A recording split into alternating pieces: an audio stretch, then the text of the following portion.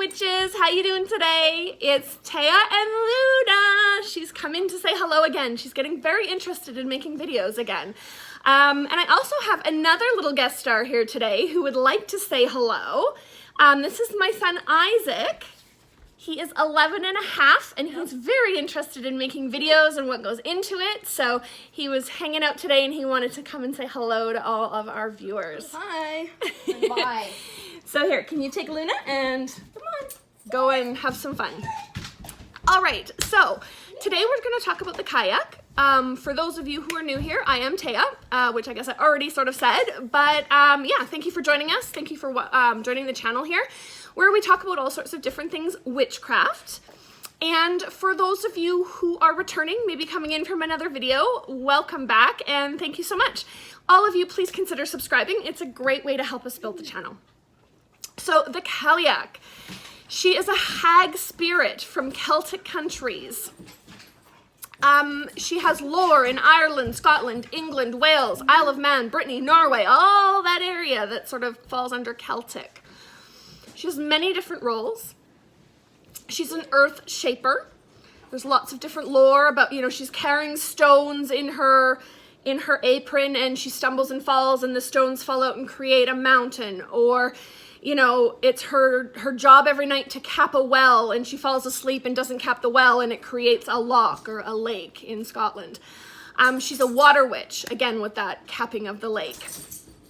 She is the crone of winter. She is the one who brings in the winter and fights to keep it here.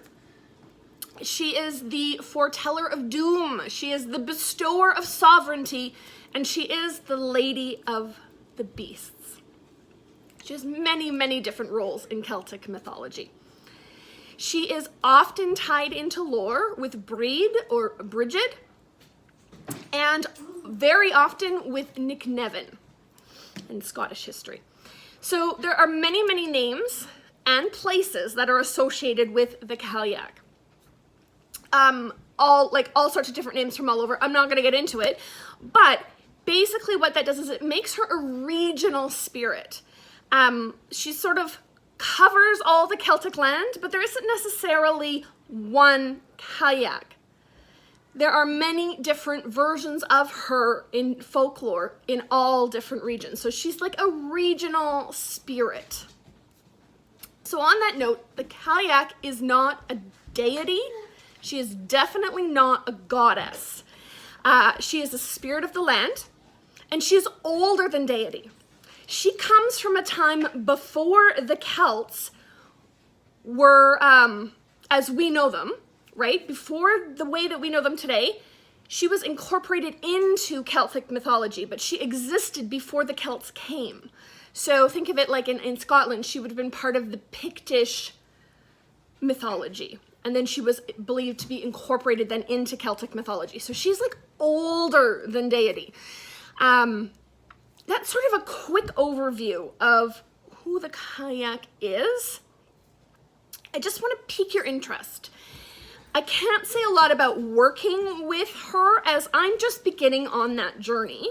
And part of that journey is trying to find resources to sort of learn from. And I have to say, if you want to work with the Cailleach, there's not a lot of reference material out there, especially newer reference material. There's quite a bit older, like I'm talking 1800s writings, etc. So if you really want to delve back into folklore and mythology, but there's nothing, well, there is a few works that are current, but it's not like it is for some of the Celtic deity. So a couple of books that I can recommend. The first one was published in 2008. It's called Visions of the Cailleach by Sarita Deste and David Rankine. It's published through Avalonia. I actually bought it directly from the publisher. I think though you can probably find it on Amazon. It is a great overview of the Cailleach in different locations, in different roles. It's very, very, very informative. The second book, published in 2016, is A Pagan Portals, The Cailleach by Rachel Patterson. It was published through Moon Books. And again, you can find this on Amazon. And I already had this book and was working through it. It's a great piece of literature, but I needed to buy this because A, it's got good information. I thought, let's, cross-reference, see if it covers anything the other book doesn't cover. But I had to buy it for this cover. To me, that's what the Cailleach looks like. You can see she's got one eye that's sort of gone, and so she's one-eyed. She's very old, very weathered. This just fit very much with my view of what she might look like. And it's interesting, this picture was done by Rachel Patterson's daughter. She had drawn that and she used it for her cover art. And it just really spoke to me. So the two books kind of cover a lot of the same material. I can't say one is better than the other, but Visions of the Cailleach probably has a little bit more substance to it. But I can also highly recommend the Cailleach, the Pagan Portals Cailleach. It has very good basic information as well. So between the two, if you can only pick one, I would probably go with the Visions of the Cailleach. It's a little more expensive if you're on budget. Totally get the Rachel Patterson book.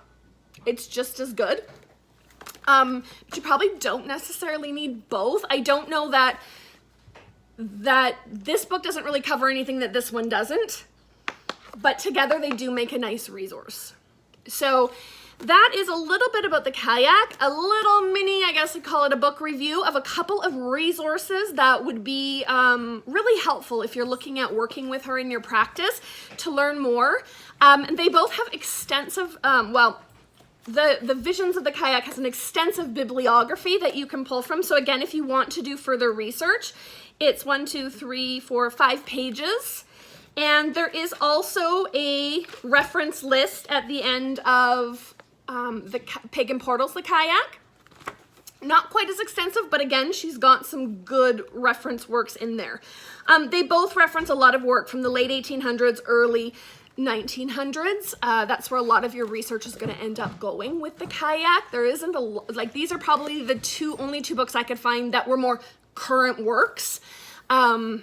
Maybe a book or two from the early 2000s, but these were the two sort of that really stood out as most current works on the Cailleach. So yeah, I don't know. Do you work with the Cailleach? Have you read either of these books? I'd love to hear your thoughts. Leave them in the comments, and otherwise I will catch you in the next video. Thanks so much, guys.